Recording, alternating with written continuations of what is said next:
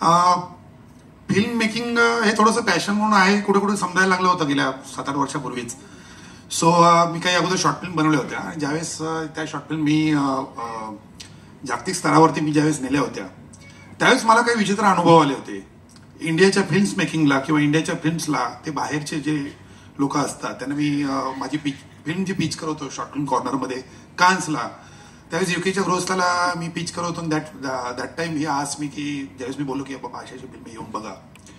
So ही आज that की is that about poverty, म्हणजे ही गरिबीबद्दल काही फिल्म आहे का. परत आपलेच मीडियामधलेच इंडियामधलेच एक पत्रकार होते, त्यांना पण मी सेम पिच केलं. त्यांचं पण असं म्हणणं आलं की इज दॅट अबाउट बिलोबेली, सो ही काही बिलोबेली फिल्म आहे का. So that time I got disturb आणि ते आपले हिंदी भाषिक होते म्हणून त्यांना बाजूला घेऊन विचारलं की असं का प्रश्न येतो. सो त्यांनी सांगितलं की हे आपल्या इंडियाचं फिल्म मेकिंगचं फिल्म्सचं प्रेझेंटेशन आहे, इम्प्रेशन आहे आउट ऑफ इंडिया जागतिक स्तरावरती. सो ते मला कुठेतरी ते डिस्टर्ब झाल्यावर वाटलं. पुढच्या 2-3 दिवस मी विचार करत राहिलो.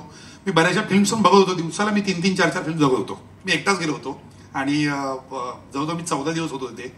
तर मी बऱ्याच फिल्म्स बघितल्या, रिव्हर्स इंजिनिअरिंग केलं, त्याचे बरंच रिसर्च केला. बायबल जे समजलं तर रॉबर्ट मॅकी जे आज फिल्म जगभरातल्या फिल्म मेकिंगच्या फिल्म स्क्रीन प्ले रायटिंगच्या विद्यार्थ्यांना शिकवलं जातं ते पुस्तक मी गो थ्रू केलं. त्याच्यातून मला बरंच काही शिकायला मिळालं. इंटरनॅशनल सिनेमे बघितले आणि मग ठरवलं की आता आपल्याकडचं जे कल्चर आहे जे फार रिच आहे ते आपण जगाला दाखवून देऊ. सो तेव्हा गोंधळ हा विषय हळूहळू डोक्यामध्ये त्याचा स्टार्ट व्हायला लागला होता. अज्ञात करताना ही जी काही इन्स्ट्रुमेंट आहेत, एक तारा, खंजिरी फार छान वाजत होती कलाकारांचं. या कलाकारांसाठी जोरदार टाळ्या, फोक लोकच्या कलाकारांसाठी. सो मी म्हटलं की हे जे आपलं पारंपरिक वाद्य, मग आता कुठेतरी काय काय झालं की काही ठिकाणी कॅसिओ आलेत, ऑर्गन आलेत. त्यावेळेस आमचा वेगळा अप्रोच असतो.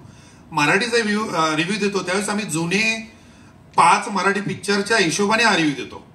म्हणजे त्यांचं म्हणणं असं असतं की आम्हाला जे 10 असतात त्याच्यात मला बेस्ट रिव्ह्यू द्यायचा असतो. सो ही जी फिल्म ही भारतामध्ये नाही तर जगभरामध्ये मला खात्री आहे आणि आमच्या टीमला पण ती खात्री आहे की भारत हा या 14 तारखेनंतर गोंधळ चित्रपटाने सुद्धा ओळखला जाईल.